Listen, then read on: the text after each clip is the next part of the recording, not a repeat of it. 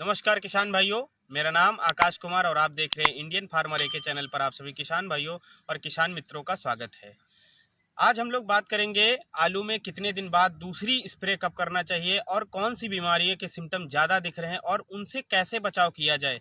अगर पछेती झुलसा लग रहा है तो उससे भी कैसे बचाव किया जाए, क्योंकि मैं बताना चाहूँगा कि अगर जिस फील्ड में आलू के खेत में जिसमें पछेती झुलसा अगर लग रहा है तो उसमें जो हमारी प्रोडक्शन है, जो पैदावार है, वो बहुत ज़्यादा कम हो जाती है। जिसके कारण से मैं एक नया वीडियो आपके सामने अपलोड कर रहा हूँ और मैं बनाने भी जा रहा हूँ। जैसे कि देख सकते हैं कि ये पूरा आलू का फील्ड है और ये 45 से 50 दिन का हो चुका है। इसमें से कुछ प्लांट मैंने ऐसे देखे हैं जिनमें क्रूनिंग की समस्या यानी कि कर्लिंग की समस्या और पाले की समस्या इस समय जो यही मौसम होता है जो देखने को मिलता है। और कुछ समय किसान भाई ऐसे हैं कि इसी समय पर गलती कर देते हैं। तो गलती करने का कारण यही है कि आप इस समय कौन सा स्प्रे करें और कौन सी दवाइयों का इस्तेमाल करें।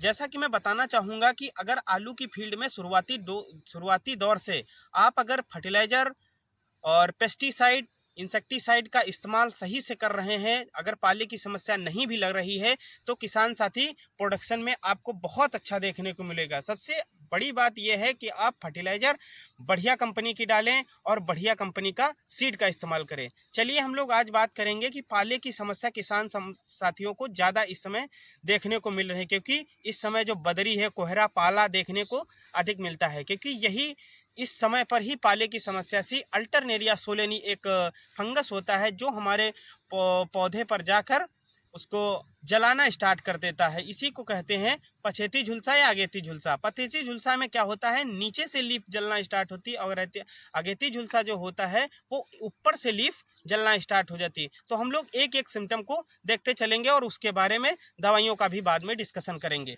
सबसे पहले बात करते हैं कि ये देखिए, ये मेरे हाथ में एक मेरे ही फील्ड में मिला है, आप दिखा सकते हैं, जूम करके भी दिखा देखिए इसको। आप देख सकते हैं कि साइड से जलना स्टार्ट हो गया है।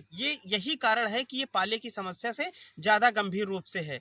अगर इसमें ये हो जाएगा तो अभी ये बहुत ज़्यादा नहीं कह सकते, ये 15 दिन के बाद डेड हॉट की बॉडी पे चला जाएगा और ये प्लांट एकदम से भी ख़त्म हो जाएगा। जिसके कारण से वहाँ उस फील्ड में, उस प्लांट में भी जितने ट्यूबर का फॉर्मेशन हुआ होगा वो नीचे से कंदों का भी निर्माण बहुत कम हो जाएगा, जिससे हमारी खेत में, हमारी प्रोडक्शन में जितनी लागत लगाए होंगे उसमें बहुत ज़्यादा नुकसान देखने को मिलेगा। ये रहा आपका अल्टरनेरिया सोलेनी, ये एक फंगस के द्वारा होता है।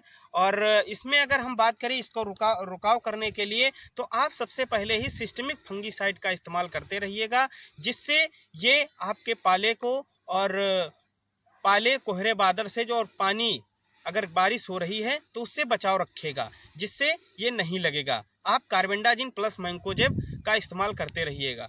दूसरी चीज़ फील्ड में क्या देखने को मिलती है, कर्लिंग की समस्या, पत्ती सिकुड़ना, यानी कि ये अपर लीफ हो जाती हैं। आप दिखा सकते हैं कैमरा में अपर लीफ। तो इसमें क्या होता है, कभी कभी देखा होगा कि रेड थ्रिप्स होती है और एक रेड होती है, ब्लैक थ्रिप्स होती हैं। कई प्रकार की थ्रिप्स होती है जिनका अटैक होता है। वो थ्रिप्स क्या करते हैं, जो पत्ती रस चूसक का काम करते हैं। इनमें क्या होता है, ये देखिए पूरी कर्लिंग पत्तियां हो गई हैं, जिससे आपकी पौधे में कोई भी फोटोसिंथेसिस बहुत कम होगा, क्योंकि पत्तियां का जो कर्लिंग है वो भी नेक्रोसिस के थ्रू बंद होती चली जाएंगी, जिससे प्लांट फोटोसिंथेसिस नहीं कर पाएगा। जिससे कारण फोटोसिंथेसिस अगर नहीं होगी, उसके बाद आपकी फील्ड में इसके द्वारा भी प्रोडक्शन बहुत ही ज़्यादा कम देखने को मिलेगा। कि अगर पैदावार 50 से 55 कुंटल प्रति हेक्टेयर होने वाली होगी तो वो कम से कम 35 से 40 कुंटल ही बचेगी।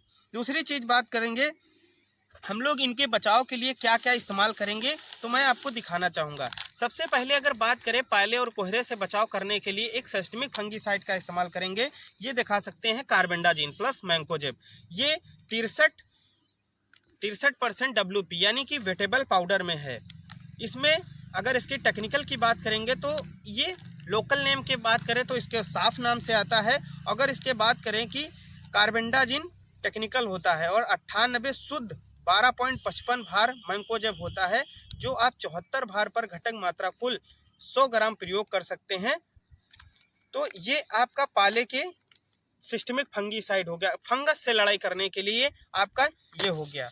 उसके बाद कर्लिंग की समस्या आती है, जो थ्रिप्स वगैरह के अटैक करते हैं, आप उसमें या तो इमिडाक्लोप्रिड डालें या फिर फिब्रोलिन का आता है आप उसको, या ट्यूबोकोनाजोल आता है उसका भी इस्तेमाल कर सकते हैं। तो इसमें मैंने इमिडाक्लोप्रिड 17.8% एसएल फॉर्म में लिया है, ये दिखा सकते हैं। उसके बाद आता है, इस समय पाले और कोहरे की समस्या ज़्यादा पड़ रही है, तो हम अगर दवाई कोई डाल रहे हैं तो दवाई डालने के बाद वो दवाई शाम को पाला पड़ेगा और ओस पड़ेगी, उसके बाद सुबह उस दवाई का असर खत्म हो जाएगा। तो इस समय के अगर पत्तियों में चिपकाना चाहते हैं तो उसके लिए आप अभिमन्यु सुरक्षा का इस्तेमाल कर सकते हैं। स्प्रे स्पीडर फॉर एग्रीकल्चर इसका इस्तेमाल कर सकते हैं, इसको स्टिकर के नाम से भी जाना जाता है। किसी भी अगर पत्ती पर दवाई पड़ रही है तो आप इस पत्ती पर ये चिपकाने का काम करेगी, ये 6 से 7 दिन तक। उसके बाद इस्तेमाल करेंगे ह्यूमिक एंड फ्लूविक एसिड। तो हम लोग इसमें इस्तेमाल किया है ह्यूमिक एसिड, मुझे कम ज़रूरत थी तो मैंने इसमें अलग से लिया है, मुझे 3 टंकी डालना है तो अभी इतना मैंने लिया है। ये 150 ग्राम 3 टंकी में, 50-50 ग्राम हर टंकी में डालेंगे। उसके बाद आता है, किसी पोषक तत्व को भी आप इस्तेमाल कर सकते हैं। पोषक तत्व हमारा क्या होता है कि एक बेसिक प्लांट जो पौधा होता है उसको ज़रूरत होती है NPK, नाइट्रोजन फास्फोरस पोटास, उसको पोटेशियम की ज़रूरत होती है। तो आप दिखा सकते हैं, इफ़को MC कंपनी का मैंने नाइट्रोजन लिया है, जिसमें नाइट्रोजन 19%, फास्फोरस 19% और पोटेशियम भी 19% है। ये 100% वाटर सोल्यूबल फर्टिलाइजर मिक्सर है। आप इसका इस्तेमाल करने के देख सकते हैं टोटल नाइट्रोजन, जो अमोनियम फॉर्म में भी आपको नाइट्रेट परसेंट इन वेट दे सकता है। उसके बाद इसको आप इस्तेमाल कर सकते हैं। Thank you so much. मेरे द्वारा दी गई जानकारी अगर आपको समझ में आती है और अपनी फील्ड पे अप्लाई ज़रूर करिएगा, जिससे आपकी आलू की पैदावार को दोगुना बढ़ा सकते हैं। नेक्स्ट वीडियो में हम लोग आलू के बारे में बात करेंगे कि ट्यूबर फॉर्मेशन को कैसे बढ़ाया जाए और उनके कंदों का जो आलू का साइज है कैसे इंक्रीज किया जाए। हम सब अगले वीडियो में इसी पर चर्चा करेंगे। Thank you so much. मेरा नाम आकाश कुमार और मेरा YouTube channel Indian farmer AK channel को सब्सक्राइब करें, लाइक करें, शेयर करें।